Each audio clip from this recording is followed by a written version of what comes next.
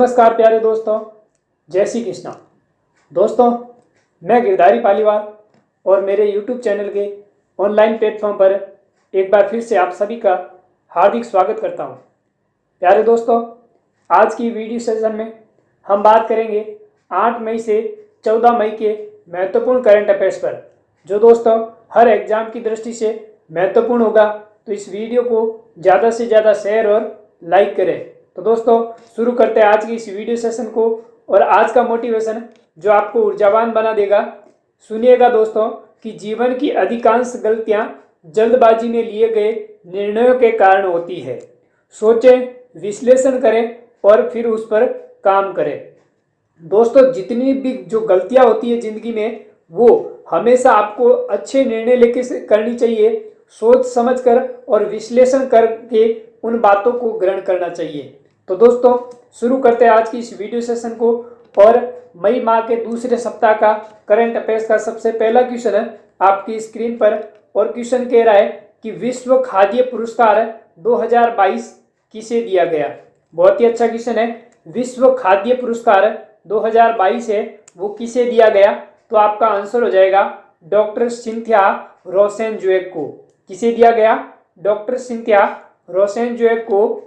दोस्तों, बात करें विश्व खाद्य पुरस्कार फाउंडेशन द्वारा अमेरिकी जलवायु विज्ञान, कृषि और विज्ञान और नासा की सीनियर रिसर्च वैज्ञानिक डॉक्टर सिंथिया रोसेनज़वेग को वर्ष 2022 के प्रतिष्ठित विश्व खाद्य पुरस्कार वर्ल्ड फूड प्राइज 2022 प्रदान करने की घोषणा की गई।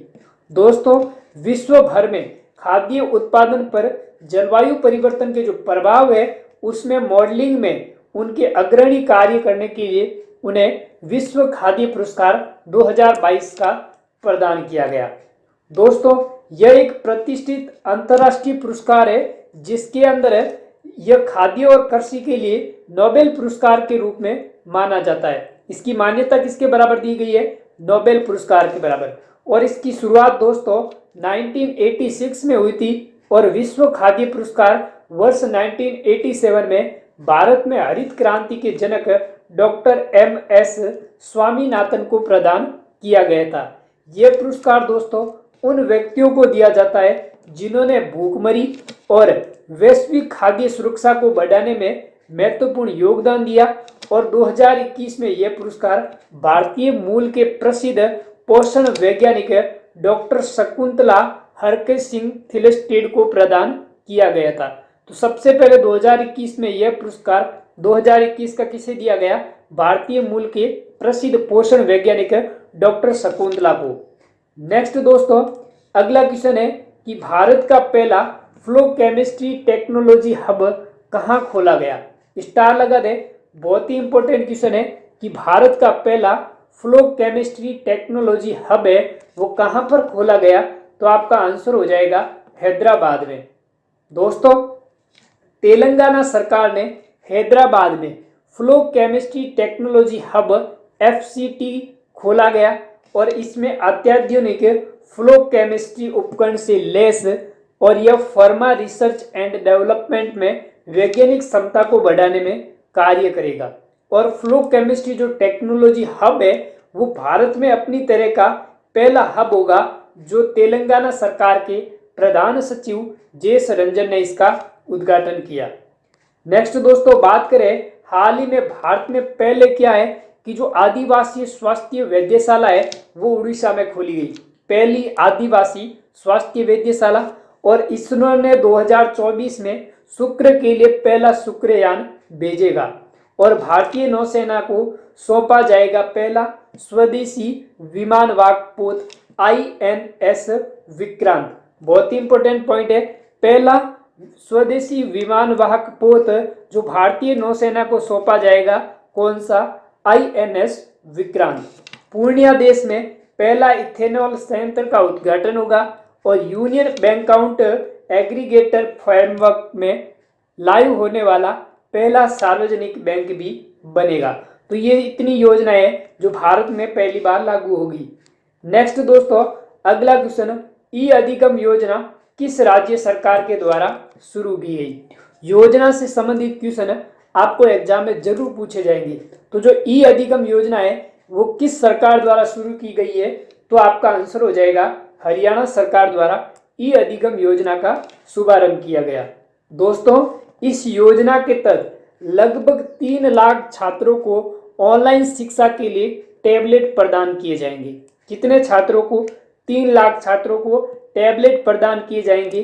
किस योजना के तहत? ई अधिगम योजना के तहत।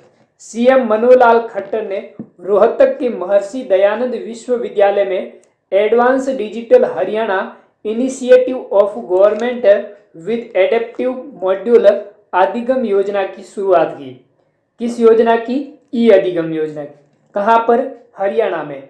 इसमें दोस्तों टैबलेट अडेप्टिव लर्निंग सॉफ्टवेयर और 2 GB डेटा भी फ्री दिया जाएगा। मौज करेंगे, 2 GB डेटा आपको फ्री दिया जाएगा और ये सरकारी स्कूल के कक्षा 10 और 12 के छात्रों को वितरित किए जाएंगे।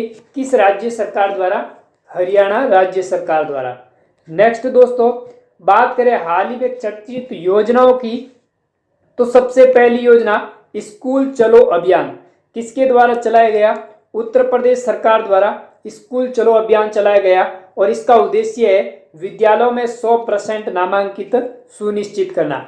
अगला हॉबी हब योजना दिल्ली सरकार द्वारा शुरू की गई और इसके अंदर सरकारी स्कूलों में हॉबी हब स्थापित किए जाएंगे।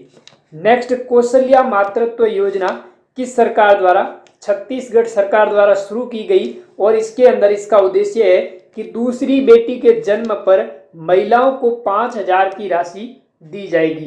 तो ये 3 मुख्य योजनाएं हैं जिनका स्क्रीनशॉट ले ले। नेक्स्ट दोस्तों, अगला क्वेश्चन है, क्वेश्चन कह रहा है कि मुख्यमंत्री मुक्त सीवर कनेक्शन योजना किस राज्य या केंद्र शासित प्रदेश द्वारा शुरू की गई? तो दोस्तों मुख्यमंत्री सीवर कनेक्शन योजना है यह दिल्ली राज्य सरकार या केंद्र शासित सरकार द्वारा शुरू की गई। ए ऑप्शन सही हो जाएगा। दोस्तों, करावल नगर और मुस्तफाबाद की 12वीं कॉलोनियों में मुफ्त कनेक्शन दिए जाएंगे और इस योजना के लिए सरकार ने 19 करोड़ रुपए आवंटित किए। मुख्यमंत्री दिल्ली के कौन? अरविंद केजरीवाल, जिन्होंने सीवर कनेक्शन योजना के तहत 25,000 परिवारों को सीवर कनेक्शन दिया जाएगा। इस योजना का मुख्य उद्देश्य क्या है? यमुना नदी में गिरने से रोकना किसको? सीवेज को। नेक्स्ट दोस्तों, अगला क्वेश्चन है, रेलवे सुरक्षा बल आरपीएफ ने मानव तस्करी को रोकने के लिए किसके साथ समझौता किया? बहुत ही अच्छा क्वेश्चन है। आरपीएफ रेलवे सुरक्षा बल द्वारा मानव तस्करी को रोकने के लिए किसके साथ समझौता किया है? Association for voluntary action. A option सही हो जाएगा। दोस्तों, आरपीएफ और एवीए, जिसे बचपन बचाओ आंदोलन के नाम से भी जाना जाता है, इसकी जानकारी साझा करने और आरपीएफ कर्मियों की क्षमता निर्माण के लिए मिलकर काम करने का संकल्प लिया और आरपीएफ ने हाल ही में मानव तस्करी को रोकने के लिए ऑपरेशन आहट, मानव तस्करी के खिलाफ कार्यवाही शुरू करने के लिए ऑपरेशन आहट योजना है वो शुरू की। किसने? आरपीएफ रेलवे सुरक्षा बल द्वारा। नेक्स्ट दोस्तों, बात करें रेलवे सुरक्षा बल के ऑपरेशन की, तो इस रेलवे सुरक्षा बल द्वारा कौन कौन से ऑपरेशन चलाए गए? ऑपरेशन नन्हे फरिश्ते। इसके अंदर दोस्तों रेलवे सुरक्षा बल आरपीएफ ने जनवरी 2022 के महीने में देश भर के रेलवे स्टेशनों से 1000 से अधिक बच्चों को बचाया। किस योजना के तहत? ऑपरेशन नन्हे फरिश्ते। दूसरी योजना ऑपरेशन महिला सुरक्षा। इसके अंदर दोस्तों अतिरिक्त कदम उठाया और यह पहल महिला यात्रियों के लिए बढ़ी हुई सुरक्षा की गारंटी देगा। तीसरा मेरी सहेली दस्ते। इस योजना को जनवरी 2022 के महीने के दौरान प्रमुख रेलवे स्टेशनों पर मेरी सहेली दस्ते तैनात किए। नेक्स्ट दोस्तों, और योजना की बात करें तो ऑपरेशन यात्री सुरक्षा योजना। इसके अंदर दोस्तों यात्रियों के अपराध के खिलाफ लड़ाई में राज्य पुलिस का समर्थन करेगा। और फिर योजना है मिशन जीवन रक्षा योजना। इसके अंदर पिछले 4 वर्षों में रेलवे स्टेशनों पर चल रही ट्रेनों के पहियों से 1650 लोगों की जान बचाई गई। दोस्तों बात करें इसकी स्थापना की, रेलवे सुरक्षा बल की, तो अधिनियम 1957 द्वारा इसकी स्थापना की गई थी और इसका स्थान रेलवे संपत्ति की बेहतर सुरक्षा के लिए किया गया था। नेक्स्ट दोस्तों, अगला क्वेश्चन है, क्वेश्चन कह रहा है कि केंद्रीय गृह मंत्री ने भारत और किस देश के बीच सीमा पर चलती फिरती सीमा चौकियों का उद्घाटन किया? तो दोस्तों, केंद्रीय गृह मंत्री अमित शाह ने भारत और बांग्लादेश के साथ चलती फिरती चौकियों का उद्घाटन किया। बी ऑप्शन आपका सही हो जाएगा। दोस्तों, केंद्रीय गृह मंत्री अमित शाह, जिन्होंने सुंदरबन के दुर्गम क्षेत्रों की सुरक्षा के लिए भारत और बांग्लादेश के साथ यह समझौता किया और इसके अंदर बीपीओ के साथ 6 छोटी नावें हैं और इसमें घुसपैठ और तस्करी दोनों को रोकने के लिए यह योजना की गई। और इसके अलावा गृह मंत्री ने मैत्री संग्रहालय की आधारशिला भी रखी है। तो किस देश के साथ समझौता हुआ? बांग्लादेश के साथ।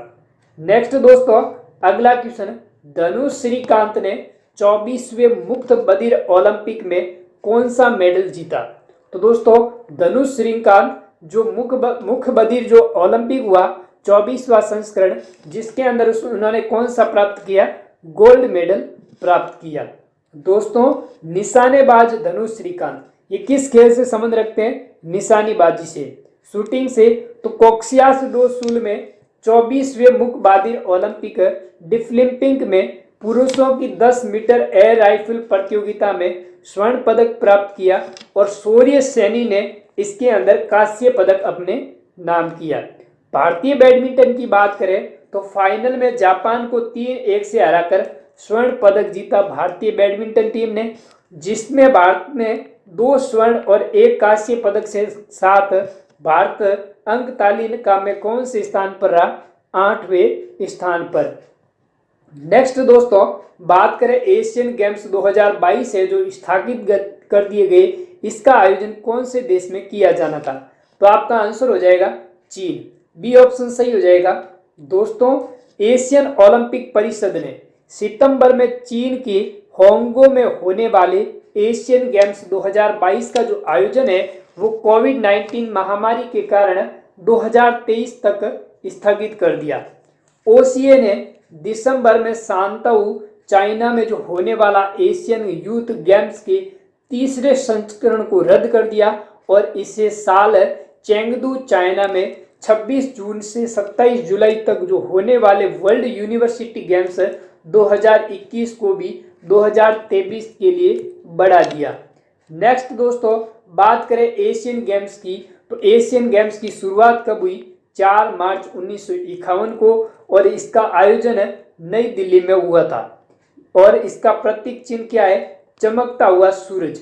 ये जो इंसेट में फोटो दिखाई दे रही है, चमकता हुआ सूरज है, वो एशियन खेल का ये प्रतीक चिन्ह है और इन खेलों का रेगुलेशन एशियाई ओलंपिक परिषद द्वारा अंतर्राष्ट्रीय ओलंपिक परिषद के ऑब्जर्वेशन में किया जाता है। और दोस्तों, 1957 और 1982 में एशियन गेम्स का आयोजन किया गया था और 2026 में जापान और 2030 में कतर और 2034 में सऊदी अरब में एशियन गेम्स का आयोजन किया जाएगा।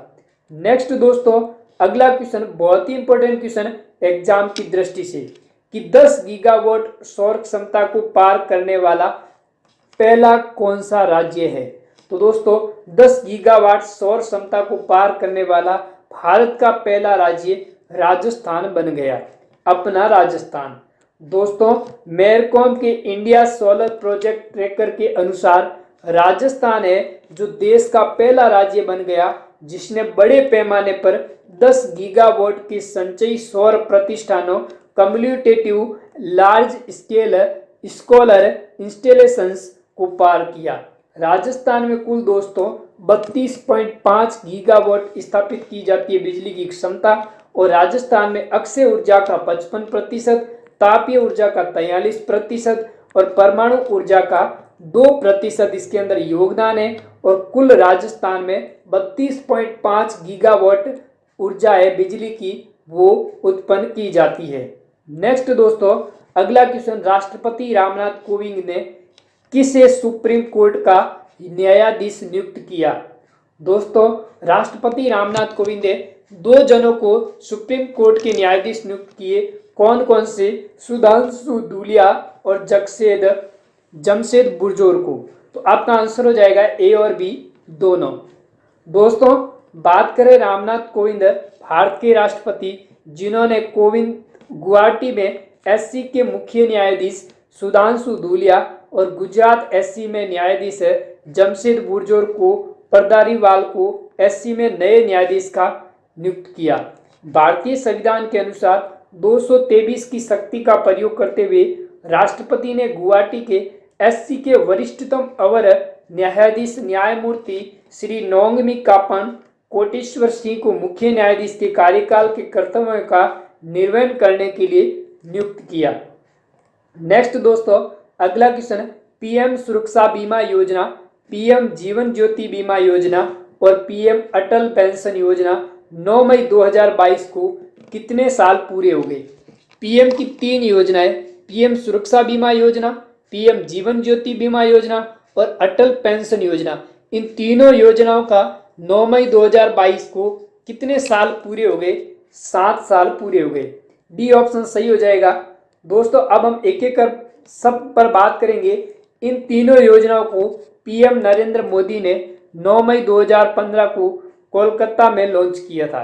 पीएम सुरक्षा बीमा योजना और पीएम जीवन ज्योति बीमा योजना 2 बीमा योजनाएं और अटल पेंशन जो योजना है ये लोगों को वर्तमान में बचत के लिए अवसर प्रदान करती है ताकि उन्हें वृद्धावस्था में नियमित पेंशन मिल सके। अब दोस्तों, सबसे पहले हम बात करेंगे पीएम सुरक्षा बीमा योजना की। प्रधानमंत्री सुरक्षा बीमा योजना, इसको कब लॉन्च किया गया?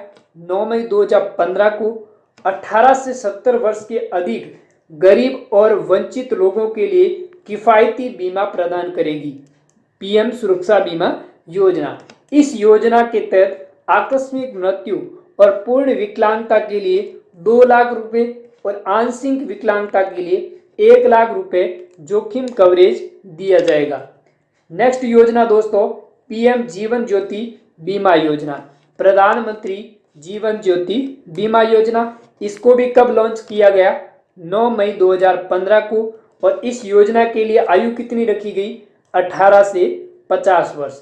इसके अंदर दोस्तों, बीमार व्यक्ति के किसी कारणवश यदि उसकी मृत्यु हो जाती है तो 2 लाख रुपए तक का जीवन बीमा प्रदान करेगी। और इस योजना के लिए वार्षिक जो प्रीमियम है वो 330 रुपए है और सदस्य का जो जीवन बीमा है वो 55 वर्ष की आयु में समाप्त हो जाएगा। नेक्स्ट योजना दोस्तों, अटल पेंशन योजना। इस योजना की शुरुआत 9 मई 2015 को हुई और इसके अंदर दोस्तों नियामक और विकास प्राधिकरण द्वारा प्रशासित होगी और इसके अंदर 18 से 40 वर्ष की आयु के वर्ग के लोगों को बैंक के जो खाता धारकों के लिए ये लागू होगी और इसके अंदर 60 लाख की उम्र में 1000 रुपये या फिर 2000 रुपये या फिर 3000 या फिर 4000 या 5000 रुपये की न्यूनतम मासिक जो पेंशन है वो गारंटी के साथ मिलेगी। किस योजना में? अटल पेंशन योजना में। तो 3 योजनाएं, प्रधानमंत्री सुरक्षा बीमा योजना और एक कौन सी? प्रधानमंत्री जीवन ज्योति बीमा योजना और एक अटल पेंशन योजना। इन तीनों योजनाओं को कितने साल पूर्ण हो गए? 7 साल। कब शुरुआत हुई थी? 9 मई 2015 को। किसने की? प्रधानमंत्री नरेंद्र मोदी ने। नेक्स्ट दोस्तों क्वेश्चन है कि मैड्रिड ओपन का खिताब किसने जीता? वेरी मोस्ट इंपोर्टेंट क्वेश्चन है। मैड्रिड ओपन का जो खिताब है वो किसने जीता? कार्लोस अल्कराज ने। ए ऑप्शन आपका सही हो जाएगा। दोस्तों, कार्लोस जो अल्कराज है इनकी बात करें तो इन्होंने पुरुष एकल फाइनल में अलेक्जेंडर ज्वेरेव को हराया और इस जीत के साथ कार्लोस विश्व रैंकिंग में कौन से स्थान पर पहुंच गए? 6ठे स्थान पर। दोस्तों, इन्होंने कराज स्पेन के टेनिस खिलाड़ी, ये कहाँ के है? कराज है जो स्पेन के टेनिस खिलाड़ी है और अलेक्जेंडर ज्वेरेव एक जर्मन टेनिस खिलाड़ी है। और फाइनल में पहुंचने से पहले अल्कराज ने राफेल नडाल और दुनिया के नंबर 1 के नोवाक जोकोविच को भी हराया था।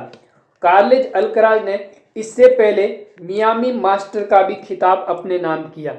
तो कार्लोस अल्कराज ने 2 खिताब जीते, एक तो मियामी मास्टर प्लस मास्टर का खिताब और दूसरा कौन सा खिताब, मैड्रिड ओपन का खिताब। नेक्स्ट दोस्तों बात करें अगले क्वेश्चन की, तो किस राज्य ने लक्ष्मी योजना 2.0 का शुभारंभ किया। बहुत ही अच्छा क्वेश्चन है। लक्ष्मी योजना 2.0 किस राज्य सरकार द्वारा, मध्य प्रदेश की सरकार द्वारा। दोस्तों मध्य प्रदेश की जो सरकार है वो मेडिकल, आईआईटी, आईआईएम और किसी अन्य संस्थान में प्रवेश लेने पर लाडली लक्ष्मी की पूरी फीस का भुगतान करेगी। सीएम ने घोषणा की है कि मध्य प्रदेश सरकार कॉलेज में शामिल होने वाली लाडली लक्ष्मी को 2 किस्तों में 25,000 रुपये देगी। पहली किस्त में 12,500, अगली किस्त में 12,500। जब एडमिशन लेंगे तब 12,500 दिए जाएंगे। उसके बाद में जब आप पास कर लोगे उसकी डिग्री को, फर्स्ट ईयर को, तो आपको 12,500 और मिलेंगे। तो 2 किस्तों में 25,000 दिए जाएंगे। किस राज्य सरकार द्वारा, मध्य प्रदेश की सरकार द्वारा। तो आपका आंसर ए सही हो जाएगा। नेक्स्ट दोस्तों शिवराज सिंह चौहान जो मध्य प्रदेश के मुख्यमंत्री है, इन्होंने इसकी घोषणा की और इसके लिए दोस्तों पंचायतों को लाडली लक्ष्मी पंचायत का दर्जा दिया और उन्होंने लाडली ई समान ऐप भी लॉन्च किया। मध्य प्रदेश हर साल 2 मई से 12 मई तक लाडली लक्ष्मी उत्सव को मनाएंगे। नेक्स्ट दोस्तों अगला क्वेश्चन है कि किस देश के प्रधानमंत्री महिंद्रा राजपक्षे ने अपने पद से इस्तीफा दे दिया। तो दोस्तों जो महिंद्रा राजपक्षे है वो किस देश के प्रधानमंत्री है, श्रीलंका की। ए ऑप्शन आपका सही हो जाएगा। दोस्तों दिवालिया होने की कगार पर खड़ा एक देश कौन सा, श्रीलंका, जिसके प्रधानमंत्री महिंद्रा राजपक्षे ने सोमवार के दिन विपक्ष के दबाव में आकर इस्तीफा दे दिया और इसके बाद राजधानी कोलंबो समेत देश के कई हिस्सों में सरकार समर्थकों और विरोधियों के बीच जबरदस्त हिस्सा रही। इसमें दोस्तों रूलिंग पार्टी के सांसद अमर कीर्ति अथुकोरला और उसके सिक्योरिटी गार्ड की मौत हो गई थी। और श्रीलंका जो है अब गृह युद्ध जैसे हालात में फंसा हुआ है। तो किन्होंने इस्तीफा दिया, महिंद्रा राजपक्षे ने पीएम पद से। नेक्स्ट दोस्तों श्रीलंका है जो 1948 में अपनी आज़ादी के बाद के सबसे बुरे आर्थिक संकट से गुजर रहा है और देश का जो विदेशी मुद्रा भंडार है वो लगभग क्या हो चुका है, खत्म हो चुका है और इसके अंदर आयात भी नहीं कर पा रहा है। और पिछले 1 महीने में 2 बार श्रीलंका में आपातकाल लागू किया जा चुका है और वर्तमान में आपातकाल लागू हुआ है और इसमें पहले 1 अप्रैल को भी आपातकाल लगाया और अब 6 अप्रैल को इसे हटा दिया गया था। नेक्स्ट दोस्तों अगला क्वेश्चन, किस भारतीय पत्रकार को पुलित्जर पुरस्कार 2022 प्रदान किया गया। वेरी मोस्ट इंपॉर्टेंट, एग्जाम में छपेगा किस भारतीय पत्रकार को पुलित्जर पुरस्कार 2022 दिया गया। अदान आबिदी, सना इरशाद मट्टू, अमित दवे, दानिश सिद्दीकी। एक और ऑप्शन लिख दे, ई ऑप्शन यहाँ लिख ले, उपरोक्त सभी। क्या हो जाएगा, उपरोक्त सभी। तो यहाँ पर आपका आंसर हो जाएगा उपरोक्त सभी। इन चारों को पुलित्जर पुरस्कार 2022 प्रदान किया गया। दोस्तों 2022 के पुलित्जर पुरस्कार की घोषणा की गई जिसके अंदर इस बार 3 भारतीय पत्रकार अदनान आबिदी, सना इरशाद मट्टू और अमित दवे को पुलित्जर पुरस्कार मिला, जबकि रॉयटर्स के दिवंगत फोटो जर्नलिस्ट दानिश सिद्दीकी को भी यह अवार्ड है जो मरणोपरांत दिया गया। तो 3 जनों को तो जिंदा दिया गया, सना इरशाद मट्टू, अदनान आबिदी और अमित दवे को, और मरणोपरांत किसे दिया गया, फोटो जर्नलिस्ट दानिश सिद्दीकी को। नेक्स्ट दोस्तों बात करें अदनान आबिदी, सना इरशाद मट्टू और अमित दवे को भारत में कोविड-19 के समय जो ली गई फोटोज के लिए पुलित्जर पुरस्कार से सम्मानित किया। और जो दानिश सिद्दीकी है इन्होंने पिछले साल अफगान सेना और तालिबान के बीच जो संघर्ष हुआ उसकी रिपोर्टिंग करने के दौरान अपनी जान गंवा दी थी और उसकी इस बहादुरी के लिए इन्हें पुलित्जर पुरस्कार 2022 दिया गया। दानिश सिद्दीकी 2018 को फीचर फोटोग्राफी के लिए पुलित्जर पुरस्कार भी इन्हें दिया गया। तो इन्हें यह पुलित्जर पुरस्कार कितनी बार मिला, 2 बार। एक बार तो 2018 में, दूसरा इस बार 2022 में। यह जो पुलित्जर पुरस्कार है वो किस श्रेणी में दिया जाता है, पत्रकारिता की श्रेणी में।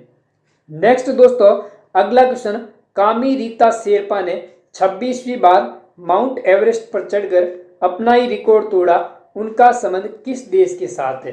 तो दोस्तों कामी रीता शेरपा है, वो 26वीं बार माउंट एवरेस्ट को फतह किया, वो किस देश से बिलोंग करती है? नेपाल से। डी ऑप्शन सही हो जाएगा। साथ ही साथ दोस्तों जितना हो सके इस करंट अफेयर्स की क्लास को ज़्यादा से ज़्यादा शेयर करें। मई माह के दूसरे सप्ताह के इस महत्वपूर्ण करंट अफेयर्स को, जो हर एग्जाम की दृष्टि से बहुत ही महत्वपूर्ण साबित होगा। नेक्स्ट दोस्तों बात करें नेपाली पर्वतारोही कामी रीता शेरपा ने 26वीं बार माउंट एवरेस्ट को फतह किया और उस पर चढ़ने वाली पुराने पारंपरिक दक्षिण पूर्व रिज मार्ग को लिया। कामी रीता शेरपा 1994 में पहली बार माउंट एवरेस्ट पर चढ़ाई की थी। नेक्स्ट दोस्तों बात करें न्यूजीलैंड के सर एडमंड हिलेरी और नेपाल के शेरपा तेजनिंग नोर्गे ने 1953 में इस मार्ग का उपयोग करके पहली बार माउंट एवरेस्ट पर फतह किया। इस साल नेपाल ने पीक सीजन में एवरेस्ट पर चढ़ने के लिए 316 पर मिनट जारी किए और इसके अंदर हिमालयन डेटाबेस के अनुसार 1953 में अब तक माउंट एवरेस्ट को 10,657 बार फतह किया जा चुका है। ओटोर सी चोमा माउंट एवरेस्ट पर चढ़ने वाले पहले भारतीय व्यक्ति कौन थे? ओटोर सी चोमा। बछेंद्री पाल 1984 में माउंट एवरेस्ट पर चढ़ने वाली पहली भारतीय महिला और जुंको तोबी माउंट एवरेस्ट पर चढ़ने वाले पहली महिला है। नेक्स्ट दोस्तों बात करें माउंट एवरेस्ट की, तो ये नेपाल में स्थित हिमालय पर्वत का भाग है और इसका नाम जॉर्ज एवरेस्ट के नाम पर भी रखा जाएगा और 1830 से 1843 में भारत के महासर्वेक्षक रहे। इससे पहले इस चोटी को चोटी 15 के नाम से भी जाना जाता था। 1954 में इसकी ऊंचाई का मापन किया गया और इसकी ऊंचाई कितनी है? 8,848 मीटर। नेक्स्ट दोस्तों अगला क्वेश्चन, पूरम उत्सव किस राज्य में शुरू हुआ? बहुत ही अच्छा क्वेश्चन है। पूरम उत्सव है वो किस राज्य में शुरू हुआ? केरल में। दोस्तों 9 मई 2022 को त्रिशूर के वडकुमरनाथ के मंदिर में पूरा विलाम्बरम का आयोजन किया गया। इस पूरा विलाम्बरम में यह अनुष्ठान है जो पूरम त्योहार की शुरुआत का प्रतीक है।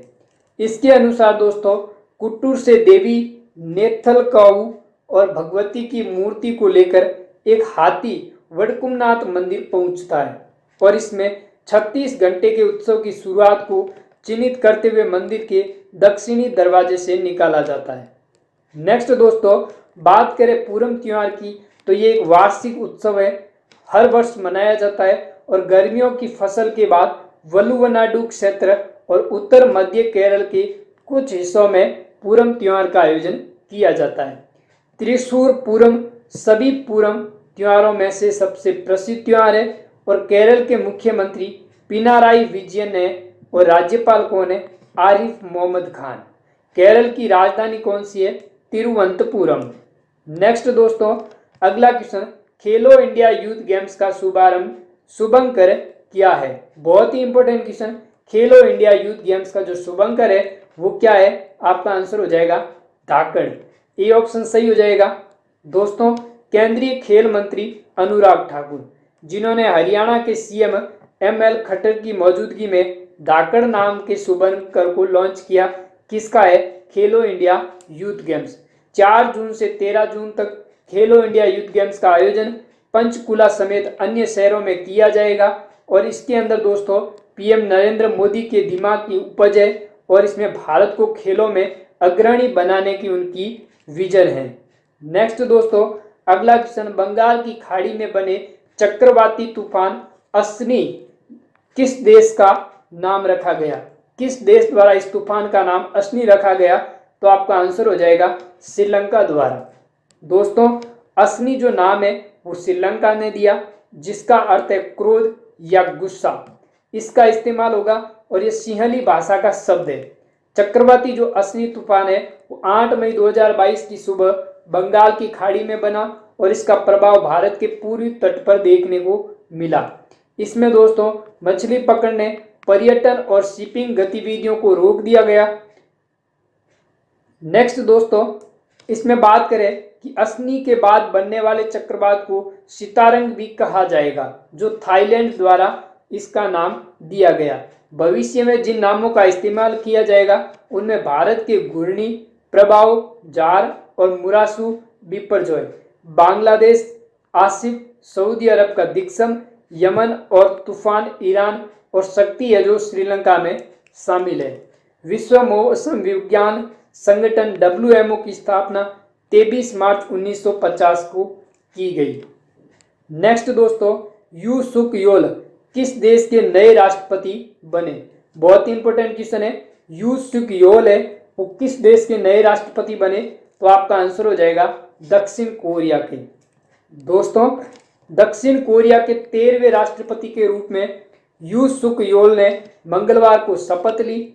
मजबूत लोकतंत्र और अर्थव्यवस्था की नींव पर रिबिल्डिंग द नेशन का संकल्प लिया। सियोल है जो शहर में आधी रात को बेल रिंगिंग सेरेमनी का आयोजन किया गया। और दक्षिण कोरिया की राजधानी की बात करें तो कौन सी है? सियोल। और दक्षिण कोरिया की मुद्रा कौन सी है? दक्षिण कोरियाई वॉन। नेक्स्ट दोस्तों, अगला क्वेश्चन, हाल ही में किसने गुवाहाटी में असम पुलिस को प्रेसिडेंट कलर्स पुरस्कार से सम्मानित किया? बहुत ही अच्छा क्वेश्चन है। असम की जो गुवाहाटी है पुलिस को प्रेसिडेंट कलर्स पुरस्कार से किसने सम्मानित किया? तो आपका आंसर हो जाएगा गृह मंत्री अमित शाह ने। दोस्तों, केंद्रीय गृह मंत्री अमित शाह ने गुवाहाटी में एक विशेष समारोह के अंदर असम पुलिस को प्रेसिडेंट कलर्स पुरस्कार प्रदान किया और अपनी असाधारण सेवा के लिए पुरस्कार प्राप्त करने वाला 10वां राज्य बन गया। कौन? असम। अमित शाह ने कहा कि केंद्र सरकार असम के 23वें जिलों से सशस्त्र बल विशेष शक्ति अधिनियम AFSPA को पहले ही हटा चुकी है। नेक्स्ट क्वेश्चन दोस्तों, राष्ट्रीय प्रौद्योगिकी दिवस कब मनाया जाता है? बहुत ही अच्छा क्वेश्चन है। राष्ट्रीय प्रौद्योगिकी जो दिवस है वो कब मनाया जाता है? 11 मई के दिन मनाया जाता है। दोस्तों, इस बार इस राष्ट्रीय प्रौद्योगिकी जो दिवस है इसकी थीम क्या रखी गई है? Integrated approach in science and technology for sustainable future. क्या थीम है? Integrated approach in science and technology for sustainable future. 11 मई 1998 को देश ने पोखरण राजस्थान में परमाणु हथियारों का सफलतापूर्वक परीक्षण किया था और उस समय प्रधानमंत्री कौन थे? अटल बिहारी वाजपेयी। 11 मई को पूरे देश में राष्ट्रीय प्रौद्योगिकी दिवस मनाया जाता है और इस दिन पहले स्वदेशी विमान हंस 33 का परीक्षण किया। कौन सा स्वदेशी विमान? हंस 3 का। नेक्स्ट दोस्तों, भारतीय परमाणु आयोजन ने पोखरण में अपना पहला भूमिगत प्रशिक्षण स्माइलिंग बुद्धा पोखरण 1 18 मई 1974 को किया और इसके बाद 11 और 13 मई 1998 को 5 और भूमिगत परमाणु परीक्षण किए, जिसमें भारत ने स्वयं को परमाणु शक्ति संपन्न देश घोषित कर दिया। डॉक्टर APJ अब्दुल कलाम की अगुवाई में यह किया गया। नेक्स्ट दोस्तों, अगला क्वेश्चन, अगले मुख्य चुनाव आयुक्त कौन होंगे? बहुत इंपॉर्टेंट क्वेश्चन है, एग्जाम में छप सकता है कि अगले जो मुख्य चुनाव आयुक्त है वो कौन होंगे? तो आपका आंसर हो जाएगा राजीव कुमार। ए ऑप्शन सही हो जाएगा। दोस्तों, राजीव कुमार को मुख्य चुनाव आयुक्त नियुक्त किया गया। वे 15 मई को कार्यभार ग्रहण करेंगे। केंद्रीय कानून मंत्री किरेन रिजिजू ने ट्विटर पर ये जानकारी दी और केंद्रीय मंत्री ने ट्वीट कर लिखा कि संविधान के अनुच्छेद 324 के तहत खंड 2 के अनुसरण में राष्ट्रपति ने राजीव कुमार को 15 मई 2022 को मुख्य चुनाव आयुक्त के रूप में नियुक्त किया। नेक्स्ट दोस्तों, बात करें राजीव कुमार है वो किसका स्थान ग्रहण करेंगे? सुशील कुमार चंद्र का, और वह 25वें मुख्य चुनाव आयुक्त होंगे। इलेक्शन कमीशन ऑफ इंडिया में एक मुख्य चुनाव आयुक्त और 2 अन्य आयुक्त होते हैं। वर्तमान में मुख्य चुनाव आयुक्त सुशील चंद्र है। इनकी जगह पर अब कौन होंगे? राजीव कुमार। और अन्य आयुक्त राजीव कुमार और अनूप चंद्र पांडे। भारतीय निर्वाचन आयोग की बात करें तो भारत में संघ और राज्य चुनाव प्रक्रिया के संचालन के लिए कॉन्स्टिट्यूशनल अथॉरिटी है। नेक्स्ट दोस्तों, अगला क्वेश्चन, अंतर्राष्ट्रीय नर्स दिवस कब मनाया जाता है? तो दोस्तों अंतर्राष्ट्रीय जो नर्स दिवस है वो कब मनाया जाता है, तो आपका आंसर हो जाएगा 12 मई। बी ऑप्शन सही हो जाएगा। दोस्तों यह फ्लोरेंस नाइटिंगेल की जयंती के लिए मनाया जाता है। उन्हें मॉडर्न नर्सिंग की संस्थापक माना जाता है। किसकी याद में? Florence Nightingale. International council of nurses ने 1974 में 12 मई को अंतर्राष्ट्रीय नर्स दिवस के रूप में घोषित किया और इस बार 2022 की नर्स दिवस की जो थीम है वो क्या रखी गई? Nurse a voice to lead invest in nursing and respect rights to secure global health. इस बार इसकी थीम रखी गई है। एक बार इसका स्क्रीनशॉट ले लें। नेक्स्ट दोस्तों अगला क्वेश्चन, एशियाई चुनाव प्राधिकरण संघ AAEA के नए अध्यक्ष के रूप में किसे नियुक्त किया गया? तो दोस्तों एशियाई चुनाव प्राधिकरण संघ के अध्यक्ष के रूप में किस देश को नियुक्त किया गया? भारत को। ए ऑप्शन सही हो जाएगा। दोस्तों मनीला फिलीपींस की राजधानी, जिसके अंदर कार्यकारी बोर्ड और महासभा की हॉल में हुई बैठक के दौरान भारत को 2022 से 2024 के लिए AAEA के नए अध्यक्ष के रूप में चुना गया। उप चुनाव आयुक्त नितेश व्यास की अध्यक्षता में भारत के चुनाव आयोग के 3 सदस्यीय प्रतिमंडल ने इस बैठक में भाग लिया और ये बैठक कहाँ पर हुई आपकी बैठक? मनीला फिलीपींस की राजधानी में। इससे पहले भारत 2011 से 13 और 14 से 16 तक अध्यक्ष पद पर रह चुका है। नेक्स्ट दोस्तों अगला क्वेश्चन, फाइजर ने एशिया के पहले ग्लोबल ड्रग डेवलपमेंट सेंटर का उद्घाटन भारत के किस शहर में किया? तो दोस्तों ये किस शहर में किया गया? चेन्नई के अंदर। सी ऑप्शन सही हो जाएगा। दोस्तों फार्मास्यूटिकल कंपनी की फाइजर ने चेन्नई तमिलनाडु में IIT मद्रास के रिसर्च पार्क कैंपस में ग्लोबल ड्रग डेवलपमेंट सेंटर का उद्घाटन किया और ये फाइजर का एशिया में पहला global road drug development centre होगा। 150 करोड़ की लागत में इसे स्थापित किया जाएगा। कहां पर? चेन्नई में। नेक्स्ट क्वेश्चन दोस्तों, मांगर गांव पहला शहद वाला गांव बनने जा रहा है, यह किस राज्य में स्थित है? बहुत ही इंपॉर्टेंट क्वेश्चन है। जो मांगर गांव है वो किस राज्य में स्थित है? तो आपका आंसर हो जाएगा महाराष्ट्र में। दोस्तों 16 मई को महाराष्ट्र के महाबलेश्वर का मांगर गांव पहला ऐसा गांव होगा जो शहद का गांव बन जाएगा। खादी और ग्रामोद्योग का आयोग हनी बी परियोजना के हिस्से के रूप में शहद का गांव योजना को लागू करेगा और इसके अंदर दोस्तों रोजगार के अवसर प्रदान करने को मदद करेगा। मांगर गांव है जो 100 परिवारों में से 80 परिवार मधुमक्खी पालन का कार्य करते हैं। इस योजना का उद्देश्य उच्च गुणवत्ता वाला शहद का उत्पादन करना। नेक्स्ट दोस्तों अगला क्वेश्चन, सेना प्रमुख जनरल मनोज पांडे को हाल ही में किस पदक से सम्मानित किया? दोस्तों 29वें सेना प्रमुख जनरल मनोज पांडे, इन्हें हाल ही में परम विशिष्ट सेवा मंडल सम्मान दिया गया। यह सम्मान एक खिलाड़ी को भी दिया गया है जो कौन है?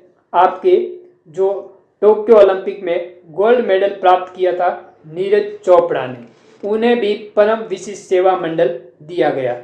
नेक्स्ट दोस्तों बात करें, सेना प्रमुख जनरल मनोज पांडे ने असाधारण सेवा के लिए राष्ट्रपति रामनाथ कोविंद से परम विशिष्ट सेवा पदक प्राप्त किया।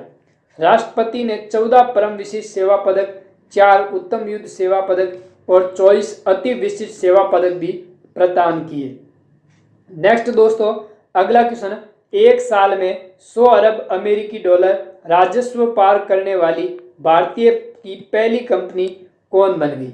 बहुत ही इंपॉर्टेंट क्वेश्चन है कि 100 अरब अमेरिकी डॉलर राजस्व प्राप्त करने वाली भारत की पहली कंपनी कौन सी बन गई? तो आपका आंसर हो जाएगा रिलायंस कंपनी। ए ऑप्शन सही हो जाएगा। दोस्तों 31 मार्च 2022 को समाप्त तिमाही में रिलायंस का शुद्ध लाभ बढ़कर 16,203 करोड़ हो गया और ब्रॉडबैंड ग्राहकों में वृद्धि के कारण रिलायंस का लाभ बढ़ गया और नए ऊर्जा निवेश लाभ दे रहे हैं और रिलायंस का जो समेकित राजस्व बढ़कर 2.32 लाख करोड़ रुपए हो गया। तो आपका आंसर हो जाएगा रिलायंस। ए ऑप्शन है वो आपका क्या हो जाएगा, सही हो जाएगा। दोस्तों आज की इस वीडियो सेशन में इतना ही। मिलते हैं नेक्स्ट क्लास में नए करंट के क्वेश्चन के साथ। अगर आपको अच्छा लगा है तो इसे ज़्यादा से ज़्यादा लाइक करें और इसे शेयर करें और इस चैनल को जरूर सब्सक्राइब करें। तब तक के लिए धन्यवाद।